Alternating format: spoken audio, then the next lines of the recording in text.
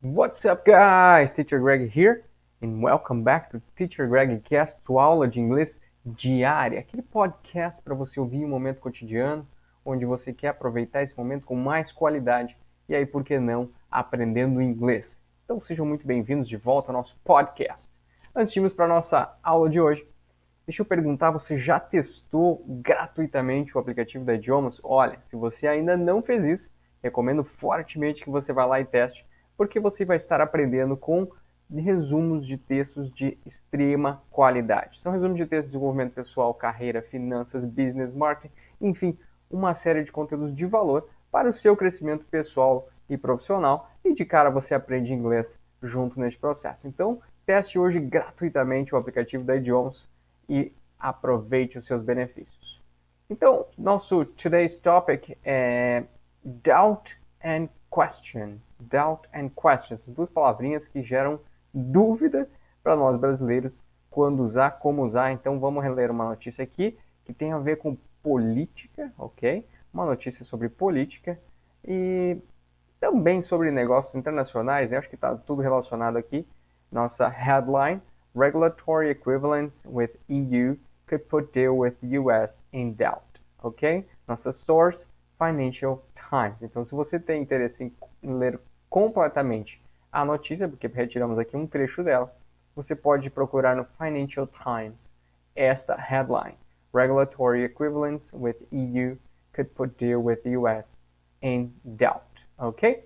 Como de costume, vamos fazer a leitura então deste pequeno trecho de notícia 3 vezes em inglês. Depois lemos a tradução, a interpretação e aí sim vamos entender a diferença de doubt and question, ok? Primeira leitura em inglês. Regulatory equivalence with EU could put deal with US in doubt. Britain's ability to clinch a trade deal with the US on financial services could be complicated by pursuing regulatory equivalence with EU. Members of a parliamentary committee have suggested, calling into question one of the economic opportunities of Brexit.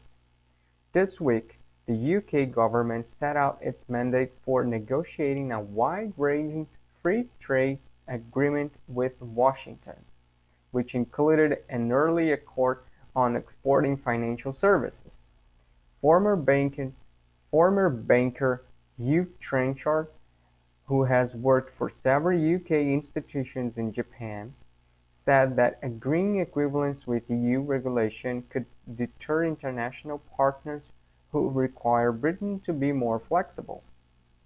If we enshrine in law a special position concerning our diverge or converge from and to EU regulation, this will inevitably make it more difficult to establish close regulatory agreement with the US, with Japan, with Singapore, and other leading financial centers, he warned the minister.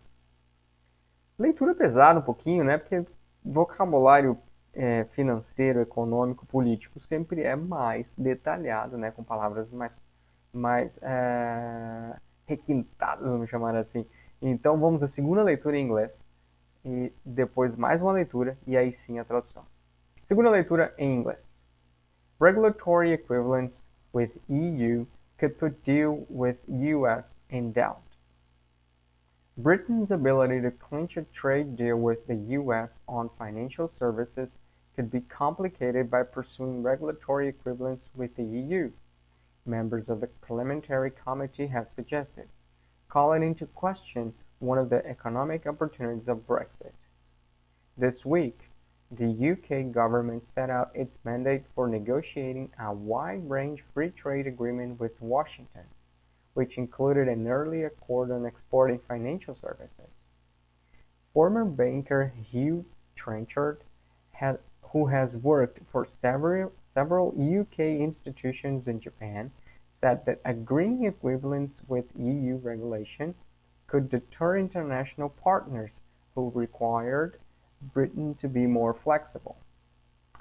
And quotes, agora palavras do former banker Hugh Trenchard. Quotes, if we enshrine in law a special position concerning our diverge or convergence from and to EU regulation, This will inevitably make it more difficult to establish close regulatory agreements with the US, with Japan, with Singapore, and other leading financial centers, he warned the minister.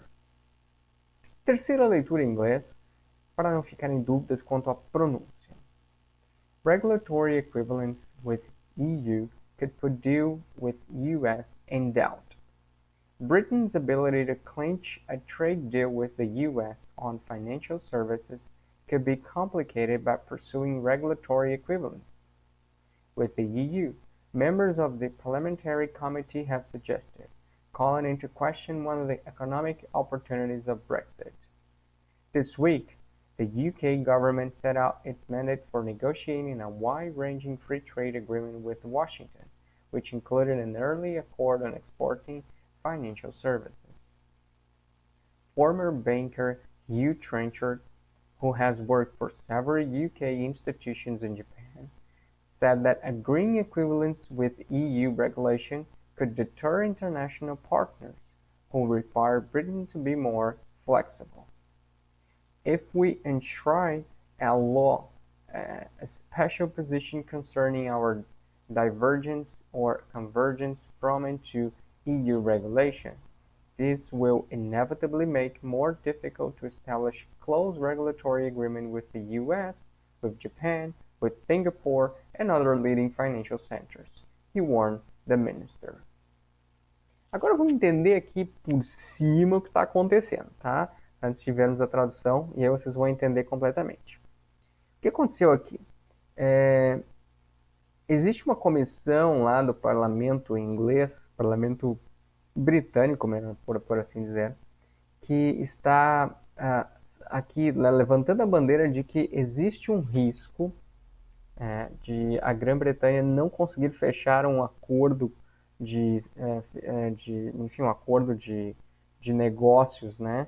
Inclusive negócios financeiros, serviços financeiros com os Estados Unidos, por conta de uma equivalência no regulamento junto à União Europeia, certo? Então, o que acontece aqui? Se a Inglaterra, né, if the UK, ou se a Grã-Bretanha, né, todo o bloco decidir manter a equivalência regulatória junto à União Europeia, corre-se sim o risco de perder negócios com outros países que exigem mais flexibilidade, porque a regulamentação que é imposta pela União Europeia é muito mais restritiva, muito mais, né, talvez, burocrática, enquanto que se o país estiver, né, fora do bloco e não mantiver esta equivalência de regulamentação, ele pode sim ter mais flexibilidade para negociar. E é isso que estão colocando em questão aqui, né? Será que vale a pena manter essa equivalência com a União Europeia e perder negócios com o Japão, com Singapura, com os Estados Unidos, enfim, com outros grandes centros de serviços financeiros? E aí que vem essa questão, né, de um ex-bancário aí, que trabalhou em muitas instituições inglesas, né, no Japão. Ele já vem com esse aviso para o primeiro-ministro aqui, né, para o ministro. Enfim, a questão em 2016 aconteceu um plebiscito, então, na Grã-Bretanha, para perguntar para a população se eles queriam, né, no caso, no passado, que a Inglaterra se separasse do bloco da União Europeia ou se mantivesse. O que aconteceu foi que os ingleses, então, né, ou enfim, os britânicos, eles decidiram por sair da União Europeia. Saindo da União Europeia não é algo tão simples, né, porque o regulamento que os mantinha até então exigia então que essa saída fosse programada para dali 2 anos. Fato é que foi programada para 2019, porque o aviso oficial para a União Europeia aconteceu em 2017, então a programação era a saída em 2019. Isso não aconteceu, certo? E foi postergado já 3 vezes, e agora, então, em 2020, isso efetivamente deveria acontecer.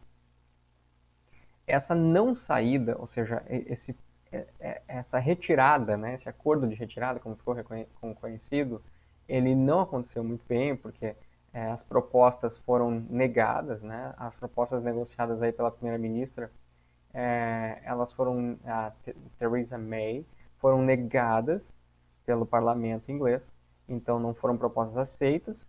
Então ainda está uma confusão isso aí, certo?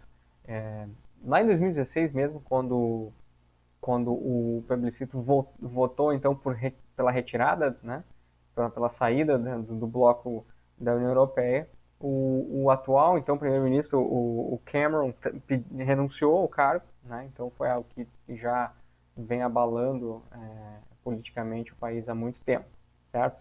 O fato é que agora a Theresa May também caiu fora, depois de, né, não suceder, não conseguir fazer com que esse processo funcionasse. E aí assumiu um novo ministro lá, Boris, eu não lembro o nome da pessoa completamente, mas enfim, um novo que, né, então deve seguir com este processo. E esta saída britânica da União Europeia ficou chamada como Brexit. Brexit, que é um short para British Exit, ou seja, a retirada britânica. Então, se você vê por aí nas notícias Brexit, você vai saber então que se refere à saída, à retirada britânica da União Europeia. Ok? Então vamos agora à tradução literal para entender cada palavra. Regulatory equivalence, então equivalência regulamentar, with EU, né, com a UE, né, que no caso a gente chama de União Europeia. Could put deal with US in doubt. Poderia colocar ou colocaria em dúvida a negociação com os Estados Unidos. Britain's ability to clinch a trade deal with the US, a capacidade da Grã-Bretanha em fechar um acordo comercial com os Estados Unidos, on financial services, sobre serviços financeiros, could be complicated, pode ser complicada, by pursuing regulatory equivalence, pela busca de equivalência regulamentar, with the EU, com a União Europeia. Members of a parliamentary committee have suggested, sugeriram membros de uma comissão parlamentar, calling into question, pondo em questão, one of the economic opportunities of Brexit, uma das oportunidades econômicas de Brexit, ou seja, colocar em questão essa situação que eu acabei de mencionar. Devemos ou não manter equivalência regulamentar com a União Europeia se estamos colocando em risco uma negociação financeira muito grande com os Estados Unidos, né? Faz sentido? Então essa seria uma oportunidade econômica dessa retirada da Grã-Bretanha da União Europeia, que é fechar contratos, né? Fechar novas negociações de serviços financeiros com os Estados Unidos, por exemplo. This week, esta semana, the UK government set out its mandate for negotiating, então o governo britânico definiu um mandato para negociar a wide-ranging free trade agreement, um amplo acordo de livre comércio, with Washington, com Washington, which included an early accord, o que incluiu um acordo antecipado, on exporting financial services, sobre a exportação de serviços financeiros, que é o que eu mencionei, né? Então, eles definiram aí que vão negociar um amplo acordo de livre comércio com Washington, com os Estados Unidos. E então essa negociação entrou em questão e aí gerou toda a dúvida, né, com relação a essa equivalência regulamentar com a União Europeia. Seguindo. Former banker, então o ex-banqueiro, quando eu uso former, estou dizendo assim que é um cara que já foi, né, lá no passado, um ex, por exemplo, former President Barack Obama, né, então o ex-presidente Barack Obama, quando eu digo uso former é porque já não é mais aquela função. Então, former banker Hugh Trenchard, e aí eu não sei se esse Hugh Trenchard realmente não o conhecia até ler a notícia, né, nunca ouvi falar dessa pessoa, mas diz a notícia que ele trabalhou em muitas instituições britânicas, né, inglesas no Japão. Então ele deve entender do negócio. Who has worked, que trabalhou, né, que presente perfeito que não diz quando, né, então has worked for several UK institutions, para várias instituições no Reino Unido, no Japão, in Japan, said that agreeing equivalence with EU, disse que o acordo de equivalência com a regulamentação da União Europeia, EU regulation, perdão, né? Então said the agreement equivalence with the EU regulation Could deter international partners, poderia dissuadir os parceiros internacionais, who required Britain to be more flexible, que exigiam, né, que exigem que a Grã-Bretanha fosse, ou seja, mais flexível, né? Ou seja, provavelmente essa regulamentação europeia é sim mais burocrática, mais difícil de achar, né, de fechar aí um acordo. E agora quotes, né, porque são palavras do former banker Hugh Trenchard. If we enshrine, essa palavra é diferente, ó. If we enshrine in law a special position, se consagrarmos em lei uma posição especial, concerning our, em relação à nossa divergence, or convergence, divergência ou convergência, from and to, de e para, to EU regulation, a regulamentação da União Europeia, então de e para a regulamentação europeia, this will inevitably make it more difficult. Isso inevitavelmente tornará mais difícil to estabelecer close regulatory agreement with the US, um acordo regulatório mais próximo com os Estados Unidos. With Japan, com o Japão. With Singapore, com a Singapura. And other leading financial centers, e com outros centros financeiros importantes. He warned the minister, advertiu, né, o ministro, ou seja, palavras dele, advertindo o ministro. E aí fica a questão, né? Será que vale a pena manter, né, essa equivalência regulatória com a União Europeia, perdendo a possibilidade de fechar negócios com o Japão, com os Estados Unidos, com Singapura e outros grandes centros financeiros? É uma decisão um tanto quanto difícil, né? Precisa de muito estudo para, né, ter argumentos e aí sim, né, ter informação e aí sim tomar essa decisão. Mas vamos ao que nos trouxe até aqui hoje, que é a diferença de doubt and question. Porque nós brasileiros temos o costume de aprender inglês tentando levar as coisas ao pé da letra. E aí corremos o risco de cometer esse erro muito clássico, que é, por exemplo, você está em sala de aula e aí você diz o seguinte, aliás, o professor disse algo, ensinou algo, e não ficou bem claro. Então você diz assim, na sua cabeça, eu tenho uma dúvida. E aí você cria coragem e vai lá assim, levanta o braço, o professor dá a voz, né, teacher dá a voz para você, e você diz, teacher, I have a doubt. Traduzindo literalmente o que está na sua cabeça, eu tenho uma dúvida, certo? Porque doubt significa dúvida. Mas aí vem a questão.